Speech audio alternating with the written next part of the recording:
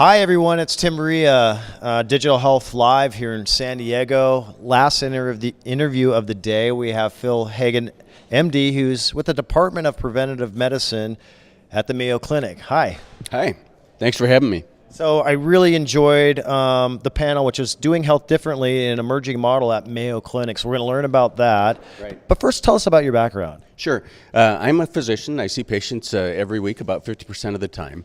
And the rest of my time I spend working on either prevention and health promotion or working with our digital health environment.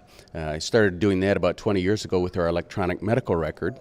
And really what we're here talking about is what's the evolution been in the digital space with moving from electronic medical record, which we've had wall-to-wall for 20 years, to now this mobile world, and what are the implications for doctors and for patients? Interesting. Who else is on the panel and what was happening inside? Well, Mark Roberts is on the panel, and Mark Roberts works for a company called Everyday Health. And what we've learned over this 20 years is we're really good at taking care of patients. We're really good at knowing what people need to know to take care of themselves. But we need a little help with the engagement of the consumer, and Everyday Health has really brought the tools and the knowledge to create the engagement that allows us to deliver the right information into the right hands at the right time. I'm going to ask this question, and then we'll go into what is your secret sauce at the Mayo Clinic? We were talking about that earlier. Yeah, well, you know, the secret sauce has been there for over 100 years, and really what it was is how do you take a bunch of smart people, get them to work together in a collegial way around the needs of a patient, so that they're taking care of them. And so Mayo started the first integrated group practice of medicine. And now here we are with web technology and cloud technology back saying, how do you integrate all that stuff so that it can help a person be healthier? Interesting. What were some other points that really stuck in your mind from the session? Well, I love the fact that people are starting to look at this mobile world. So we've been working with digital for a long time, and really mobile has matured to the point where we can do physiologic monitoring, whether it's for a seriously ill patient or for healthy people. And you can use that physiologic monitoring, simplify it into the basic take-home points, and allow people to react to it, use it, work with it, and make choices for themselves. And what is Mayo Clinic doing in this mobile space? We're trying to put the right information in the right hands at the right moment. So we know that for most people, they make more health decisions outside of the doctor's office than they make in the doctor's office. And so really, people need the support, whether it's information or their own personal health record. They need that in their hands when they're making those decisions. And that's usually not when they're sitting in my office. So Phil, what does the landscape look 3 years from now, and kind of what's that journey going to be the next 3 to 5? Yeah, I think it's really hearkening back to people knowing themselves. So a lot of this physiologic monitoring, whether it's a Fitbit or a heart monitor that you're wearing when you're exercising, allows people to know themselves. And then if we can tell them, here's what this means, and here's how you can make it better. That's what I think they're going to be doing. So in the next 3 years, I think we're going to see people adopting this technology, taking the applications, especially those that integrate everything very well, and using it to make their health better.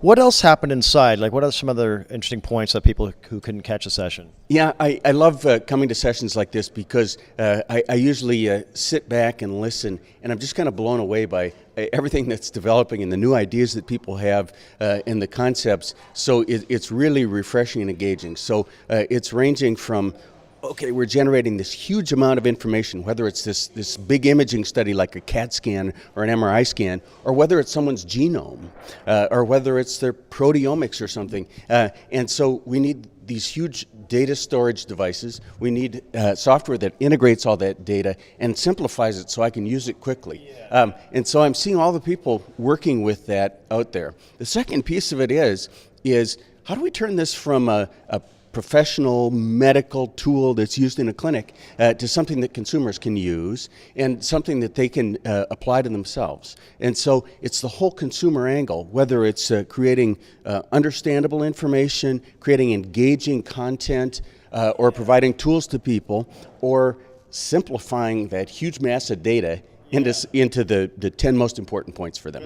It's almost a different language for the ordinary person when you have all these different terms and stuff like that. What? Yeah, it's so true. And, even as a clinician now, I'm a generalist.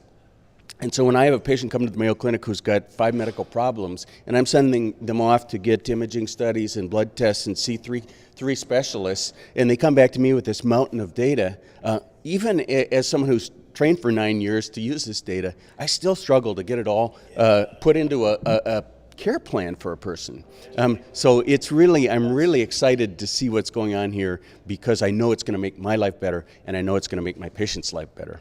So you came down here to network as well, and what types of people are you trying to connect with? Well, really, again, what's great about working at the Mayo Clinic is there's some specialist in virtually every area. So I could stop at every booth along the way, whether it's consumer-oriented booth, a media-oriented booth, a genomics-oriented booth, or a biomonitoring booth, and pick up something, learn something from them, and connect with people who I know are going to be developing this fabric, this infrastructure, this smart infrastructure that we're going to be using for the next 20 years in medicine.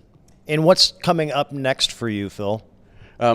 Really, our launch, if you will, at this visit is reaching out to consumers with the tools that they need to make themselves healthier. So it's a wellness tool and messages for people.